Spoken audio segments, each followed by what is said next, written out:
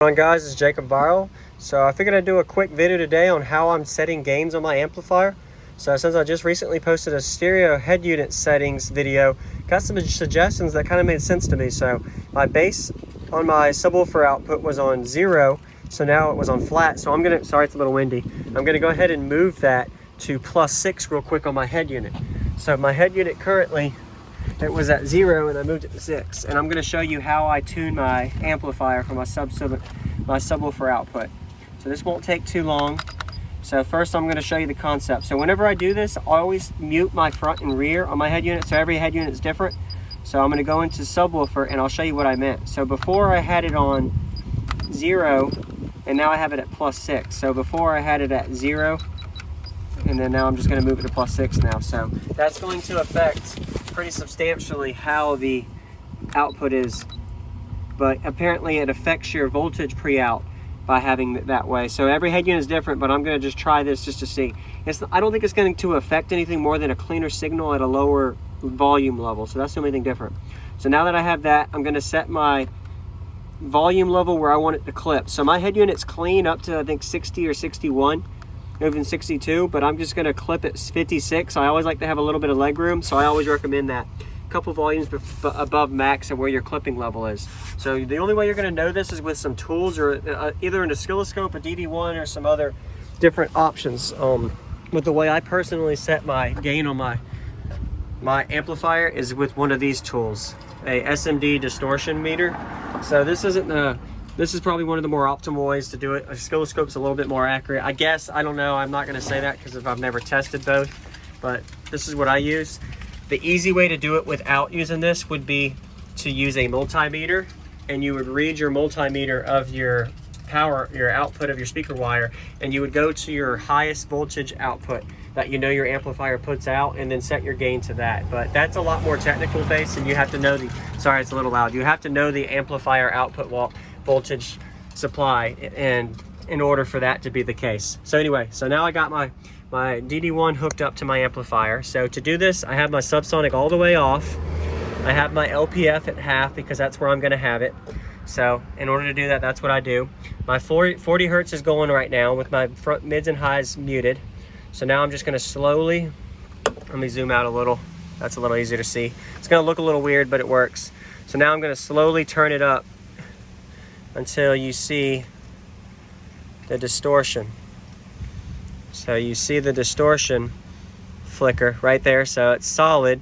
So now I'm wanting to get where there's no distortion. See how it's solid? No distortion, solid. I want to get where it's flickering.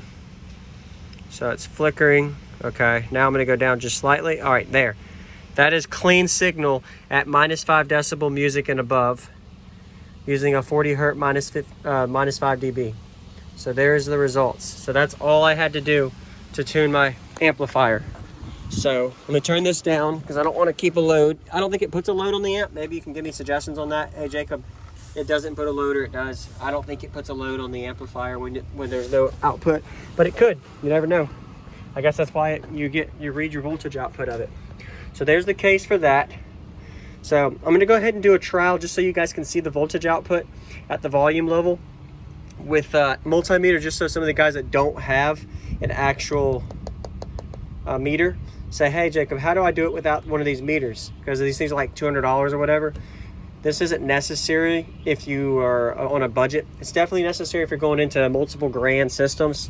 And this isn't the only option, of course. Oscilloscope would probably be more recommended because there's a lot of features you can do, while this is made just for gain setting. So anyway, I'll stop talking. So I got my gain where I want it. Bass boost off, subsonic all the way down. So one thing I was gonna make in the video, but I didn't, but I wanted to show, if I was to put my subsonic here, my gain would actually go up. So if I put my subsonic here, the gain would go even higher.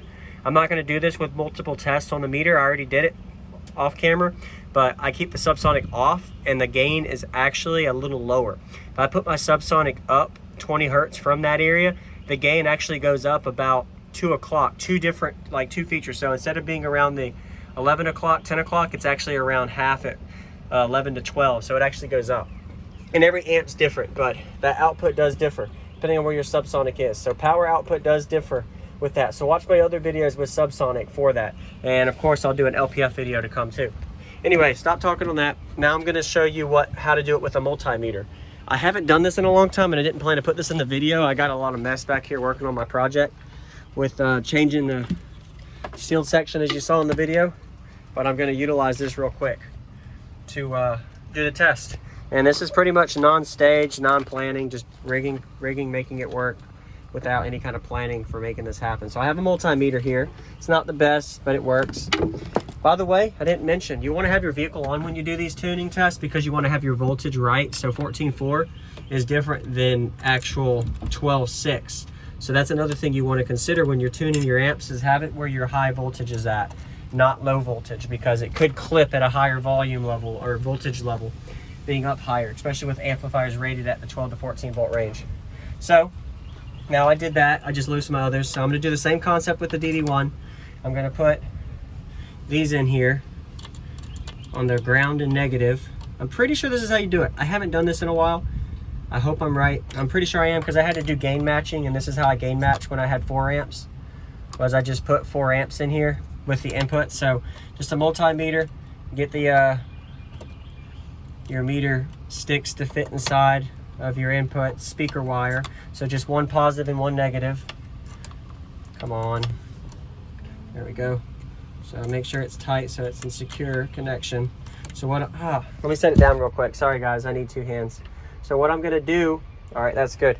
So now that I got this in, so use this concept for any amplifier concept of monoblock class D or just base amps. So whether you got a 1K amp, 500 watt amp, or a 20K amp, you can do this concept. I don't know about Brazilian. I can tell you 100% for sure on Chinese boards and Korean it works, but I don't know about Brazilian. I've had people ask me, so I had to put that in there if anybody's listening. All right, so now let me go ahead and get my voltage output. Let me make sure I have the right one. It's been so long since I've done this. One of these are voltage. I think it's this one. Let me go make sure the bass knob's up all the way. And I'll turn my settings up. All right. Yeah, see, that's a song playing right now. I need to go back to my DD1. Pretty sure I had that right. So I use a USB for this. You can use a CD or a Bluetooth. I recommend doing CD or USB. Just a little bit better signal connection for this. So now I'm gonna turn this up. I'm not gonna go full tilt, so 35 volume, so you can see the concept. But in order to do this, you need to know your max voltage output. For the multimeter concept of this, let's see, I'm getting 4.5 volts. Jess, could you turn the volume up a little bit slowly so I can show you the voltage increase? Go up to 54.